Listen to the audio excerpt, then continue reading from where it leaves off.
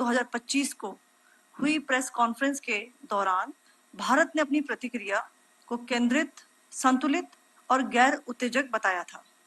यह विशेष रूप से स्पष्ट किया गया था कि पाकिस्तानी सैन्य ठिकानों को निशाना नहीं बनाया गया। साथ ही दोहराया गया कि भारत में किसी भी सैन्य लक्ष्य पर हमले का उचित जवाब दिया जाएगा। 7 से 8 मई 2025 की रात को पाकिस्तान ने उत्तरी और पश्चिमी भारत में स्थित कई सैन्य ठिकानों को, जैसे कि अवंतीपुरा, श्रीनगर, जम्मू, पठानकोट, अमृतसर, कपूरथला, जालंधर, लुधियाना, आदमपुर, भटिंडा, चंडीगढ़, नाल, फलौदी, उत्तरलाई और भुज पर ड्रोन और मिसाइलों से हमला करने का प्रयास किया। इन हमलों को इंटीग्रेटेड काउंटर यूएएस ग्रिड और वायु रक्षा प्रणालियों द्वारा निष्क्रिय कर दिया गया। इन हमलों का मलबा कई स्थानों से बरामद हुआ, जो कि Pakistani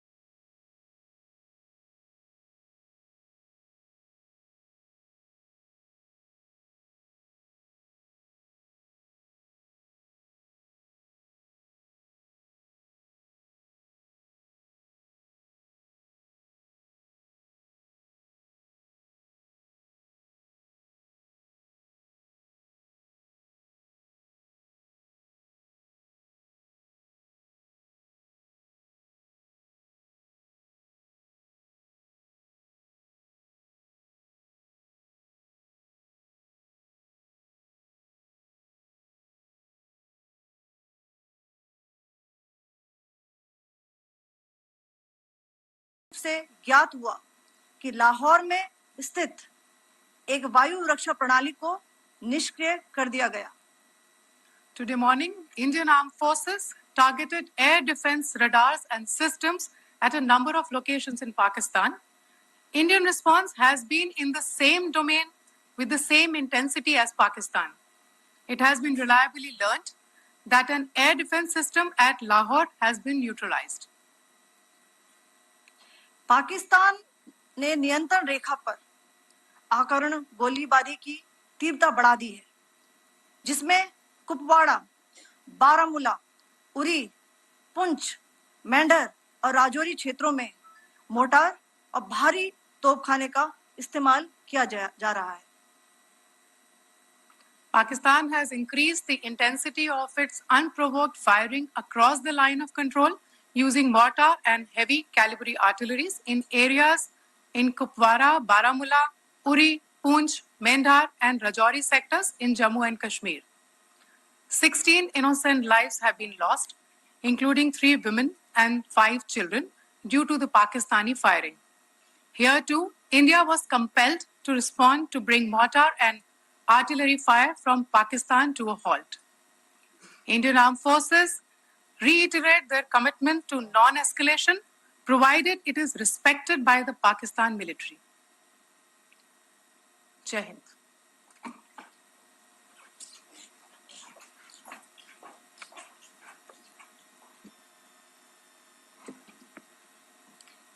Thank you.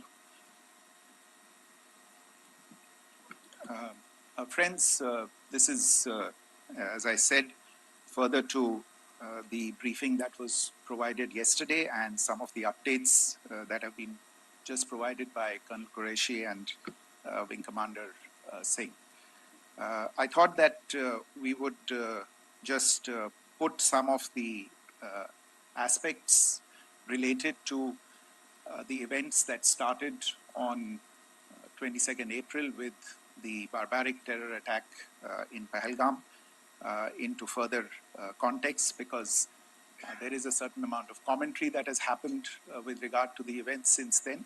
And more than the commentary, there has been a lot of disinformation that has been directed at us from across the border. A few things that I would like you to keep in mind. First of all, there is mention on all sides of escalation. I think the first point that you have to keep in mind is the attack of 22nd April in Pahalgam is the original escalation. ये जो सिलसिला है जो हम देख रहे हैं आज की घटनाओं को लेके, ये 22 अप्रैल के पहलगाम के हमले से शुरू हुआ है. एस्केलेशन वहां पे हुआ है और उस एस्केलेशन का जवाब भारतीय सेना ने, भारतीय फौज ने कल अपने एक्शन से दिया है. Secondly, I want to invite your attention to the involvement of the group calling itself the Resistance Front in these attacks. I pointed this out yesterday that this is a group that is a known front for the well-known Pakistan-based terrorist organization, Lashkar-e-Taiba. The group has been reported earlier. I mentioned to you about the Indian authorities providing information to the UN 1267 Sanctions Monitoring Committee. In fact, we are going to be meeting with the team again very soon, and we will be providing an update to the information that we have provided earlier. But what is interesting, दिलचस्प बात यह है कि संयुक्त राष्ट्र की सुरक्षा समिति में जब पहलगाम के हमले को लेके एक प्रेस वक्तव्य जारी करने की बात चल रही थी, तो आप सोचिए किस देश ने टीआरएफ का, द रेजिस्टेंस फ्रंट का उसमें मेंशन किया जाना, उसको अपोज किया, पाकिस्तान ने. This was after the fact that the TRF claimed responsibility for this attack not once but twice, within a few hours after the incident on the 22nd of April, and then again on the morning of 23rd April.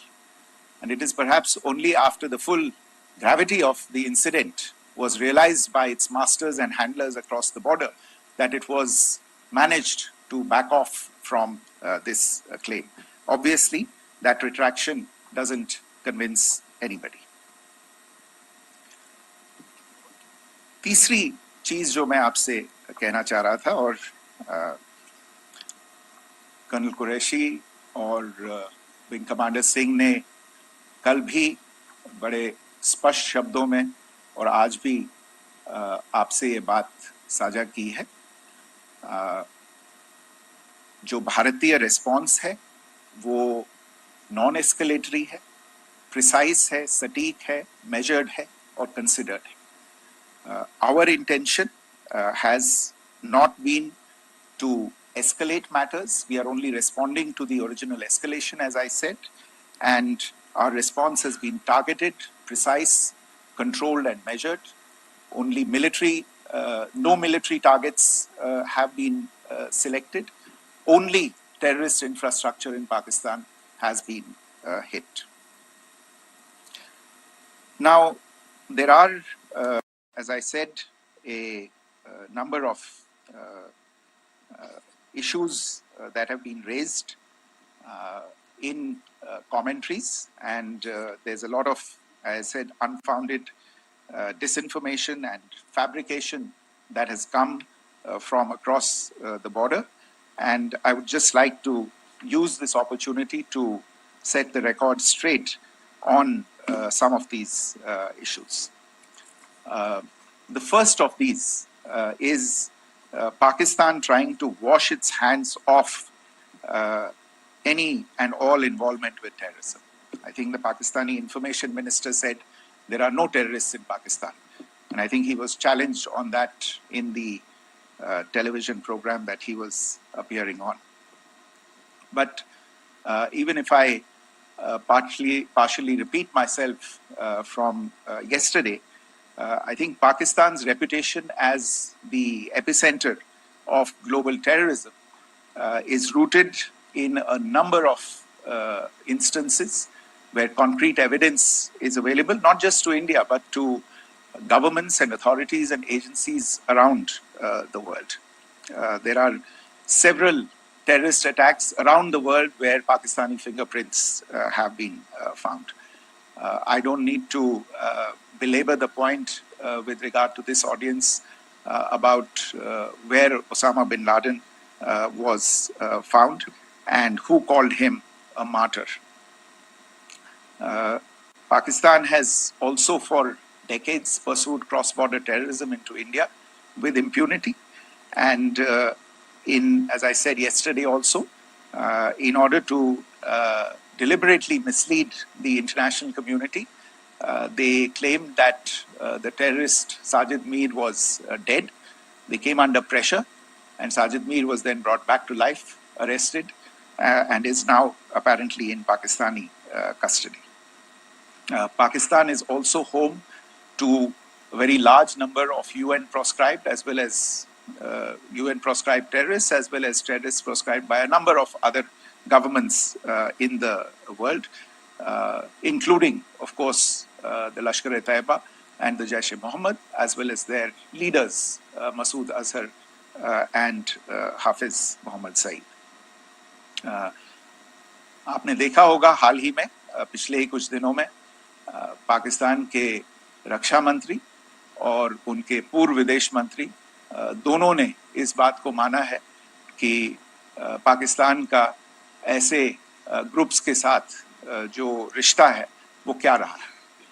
Both the defense minister and the former foreign minister of Pakistan, I think they've done a more eloquent job of this than I could ever do in terms of describing their country's implication in international terrorism and their involvement in housing these kinds of groups. दूसरा जो विषय है वो है पाकिस्तान का जो एक दावा है कि एक इंटरनेशनल impartial investigation होना चाहिए, एक joint investigative committee होनी चाहिए. These calls for jointly investigating this heinous and barbaric attack in Pahalgam. Again, I think you know the history well on this. You know the track record well, and it is not a bright track record insofar as Pakistan is concerned. In fact, in the pursuit of justice for the victims of multiple terrorist attacks, whether it be Mumbai in 2008, in Pathankot in 2016, or many others, but in particular for these two attacks, India had offered to cooperate.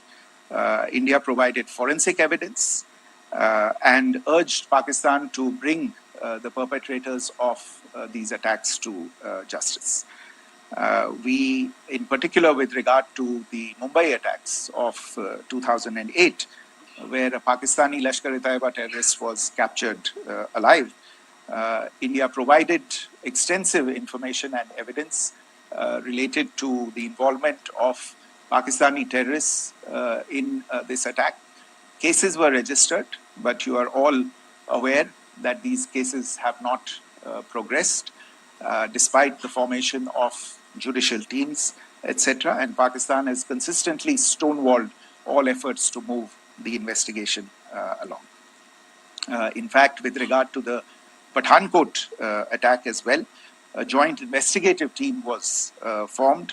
We gave access, unprecedented access, I should say, to Pakistani team to the site of the attack. Details of call records data and DNA, etc., were shared with Pakistan. We had shared with them details related that we had been able to access to the addresses of terrorists. We presented evidence against the office bearers of Jaish-e-Mohammed who had conspired in the attack, and the handlers of the terrorists who facilitated them and guided them in. But there has been no movement on this. So in all of this, I think the experience has not been positive, and it certainly doesn't give us the confidence now to take at face value Pakistani assertions of wishing to participate in a joint investigation. These are just delaying tactics, these are just stonewalling tactics. And in fact, there is reason to believe that Pakistan uses the evidence that we provide only to cover its tracks and, in fact, defend the terrorists who we are looking for and obstruct the path of investigation. A third point that I wanted to address was the claim that only civilians were killed in the strikes on the 7th of May. We have made the point very clearly that all attacks on the morning of 7th May were against carefully selected terrorist infrastructure, terrorist targets. It is not clear to us, in fact, seeing some of the coverage of the after effects of these strikes, including the funerals for the terrorists that were held yesterday. I think a lot of you have seen the reports and the coverage on media. If only civilians, if any civilians were killed in these attacks, I wonder what message this picture actually sends to all of you. This is a question that is worth asking. It's also odd that the funerals of civilians are carried out with the coffins being draped in Pakistani flags and state honors being accorded. As far as we are concerned, the individuals eliminated at these facilities were terrorists. Giving terrorist state funerals may be a practice in Pakistan. Doesn't seem to make much sense to us. Pakistan has also claimed that India deliberately attacked religious sites. This is completely false again. I have made it clear that the targets were terrorist infrastructure, terrorist facilities, and locations connected clearly with incidents of cross-border terrorism into India. And it is in fact Pakistan that is misusing religious sites as a cover to in fact radicalize, direct and indoctrinate and train terrorists.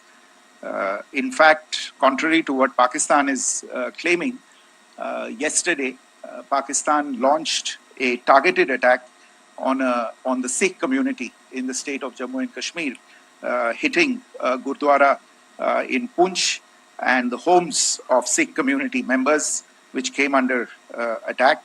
And we know that at least 3 individuals were killed in that particular attack.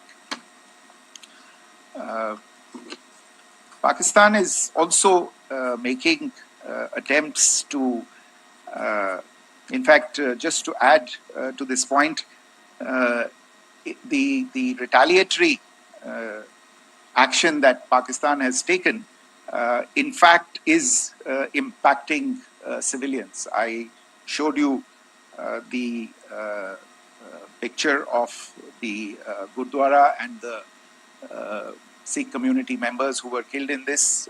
There are other civilians also who've been killed and injured in these attacks. In fact, since yesterday morning, a total of 16 civilians have been killed and 59 others have been injured in the attacks by Pakistan. Not only this, Pakistan is also making attempts as part of its disinformation campaign to paint our action with regard to cross-border terrorism through the communal angle. If that is the issue, then I think I can do no better than to cite or point you in the direction of the Pakistan Army Chief's speech of 16 April 2025. I think that is the last word in communal rhetoric. And in the Pahalgam attack itself, you are aware of the kind of religious profiling that was done there. And perhaps there is a linkage between these two events. I can only say that these nefarious designs will not be allowed to succeed in India. And it is to be noted that people from all faiths, all religions, all regions in India have unequivocally, not just in India but around the world, have condemned these attacks. The Pakistani claims of now responding to India's strikes of the 7th of May. As I said right at the outset, it is India which is responding. The original escalation was by Pakistan on the 22nd of April. We are the ones who are responding to that escalation with the action that was taken yesterday morning. And again, I would like to emphasize that the action was restrained.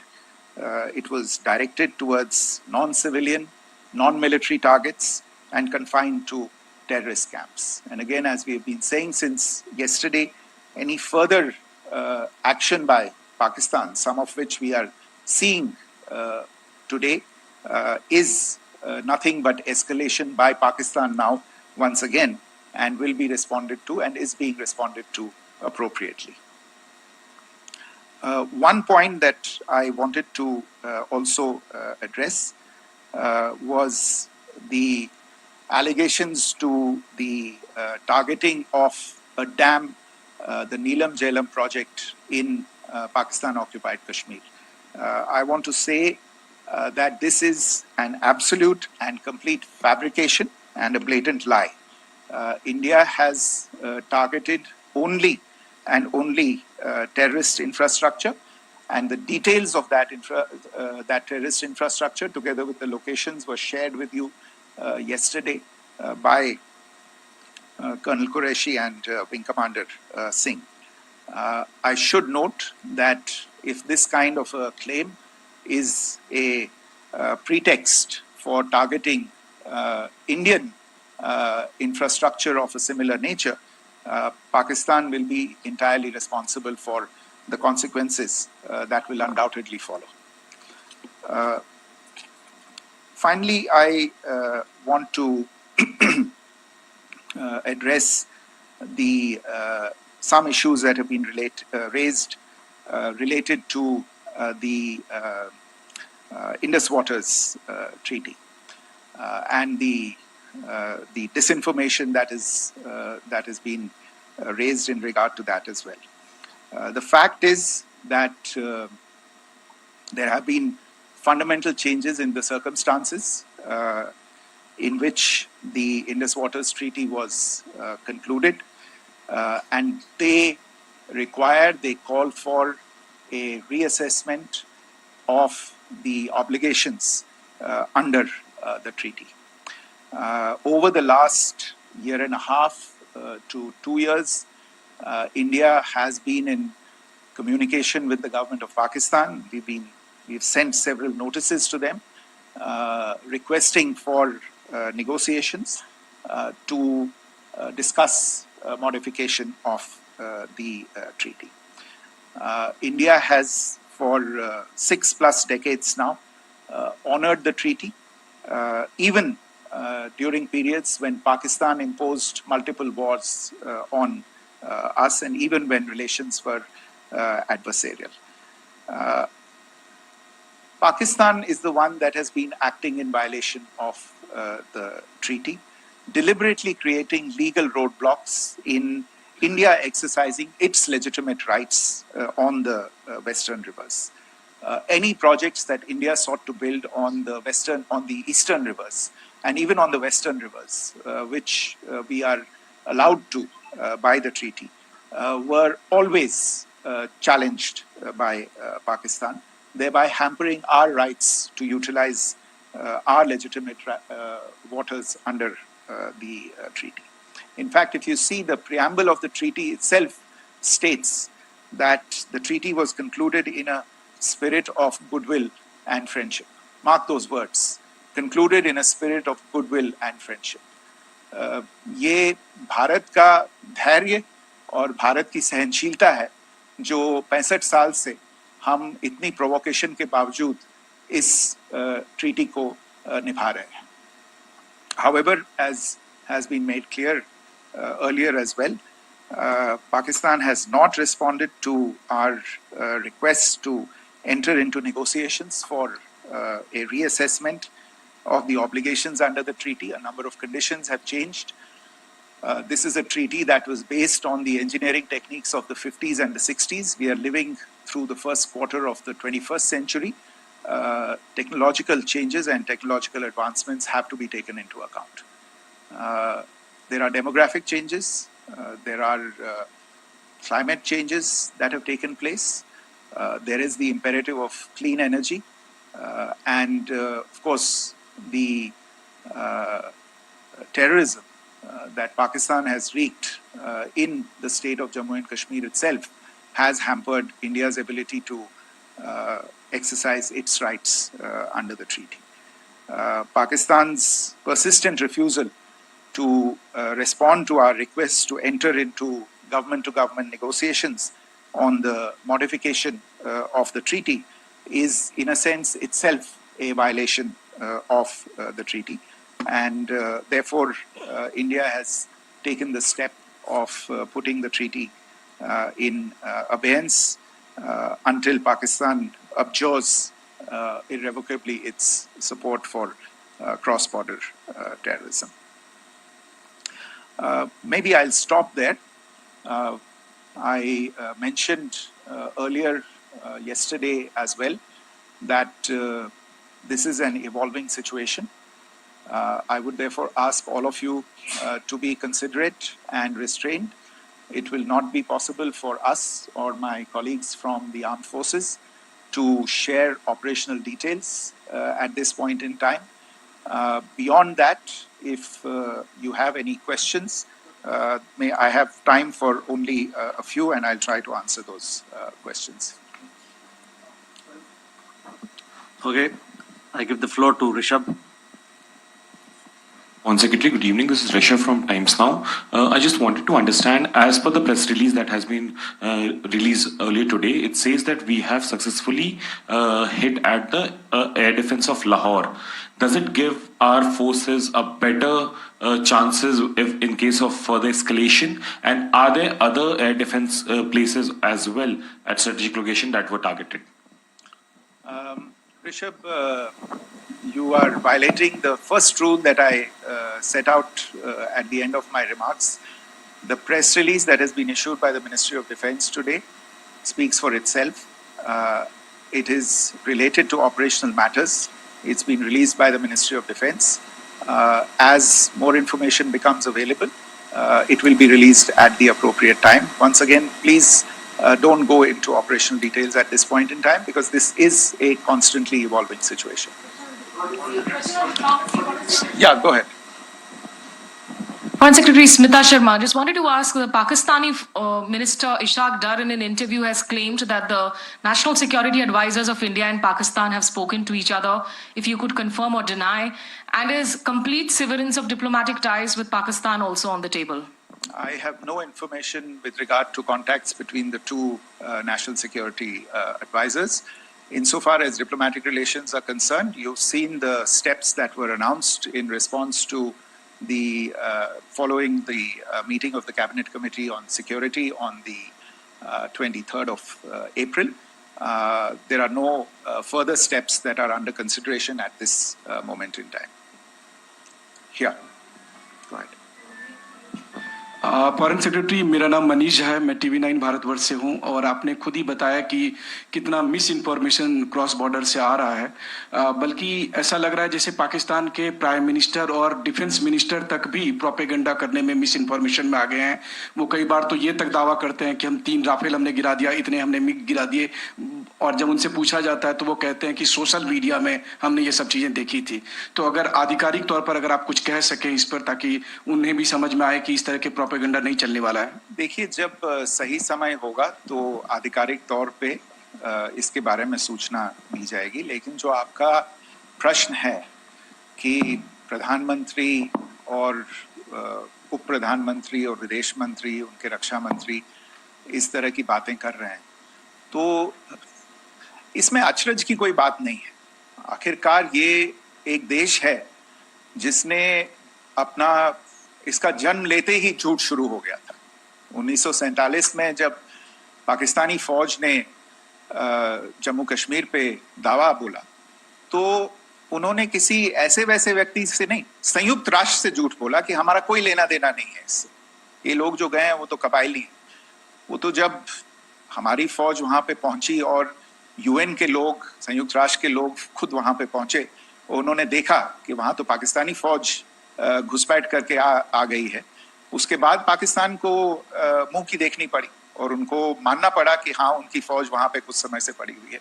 तो ये जो यात्रा है एक तरह से 75 साल पहले शुरू हो चुकी है। तो I am not surprised that this kind of disinformation is being indulged in. Yeah. Siddhant. So Siddhant from Beyond. Sir, we have seen a lot of negative comments coming from the Pakistani military of escalation. If tomorrow there is an escalation, there are strikes, we know one attempt has been thwarted, what will be the Indian response to those attempts of creating more escalation? Because it is looking like it's going towards more escalation. And my second question is, are any other world powers, essentially the P5 countries, the West Asian countries, reaching out to de-escalate the current situation? Look, on escalation, we've already made our stance clear. I mean, there are 2 basic points. First of all, it is Pakistan that escalated on the 22nd of April. We are only responding to that escalation. And then what we have said yesterday and what my colleagues have said today, that now if there is an attempt at further escalation by Pakistan, it will be responded to in an appropriate domain. And therefore, the choice is entirely that of Pakistan to make. As to your second question, I don't think I can do better than to point you in the direction of the statements that are being made from practically every chancellery in the world and the sentiment that they are carrying. That sentiment, essentially, and for the major portion, is support for the government of India in the context of the condemnation of the terrorist attack in Pahalgam on the 22nd of April. There is wide recognition of the government of India's right to respond to these attacks in self-defense, and of course a desire to ensure that there is not further escalation. I think these statements speak for themselves. Yeah. Sir, this is Mausami from India Today. Now, in the all-party meeting, we have learned that the defense minister has said that, in the Operation Sindoor, almost 100 terrorists were killed.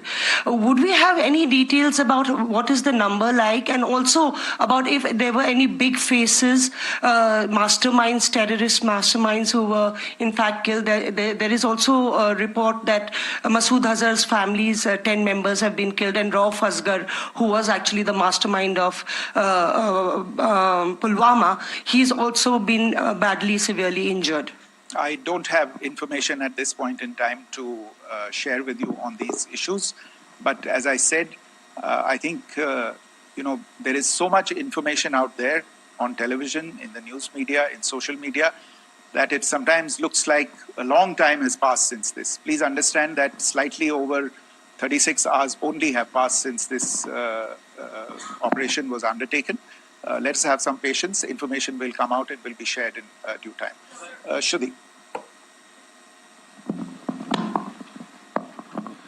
Thank you. Foreign Secretary. Shruti Ranjan from Bloomberg. Sir, could you give us any understanding whether India has moved the IMF or the World Bank to kind of, sensitize them about the the bailout that Pakistan has and, the kind of stuff that the Pakistan government is doing? Look, we have an executive director at the IMF. Tomorrow there is a meeting of the board of the IMF, and I'm sure that our executive director will put forward India's position.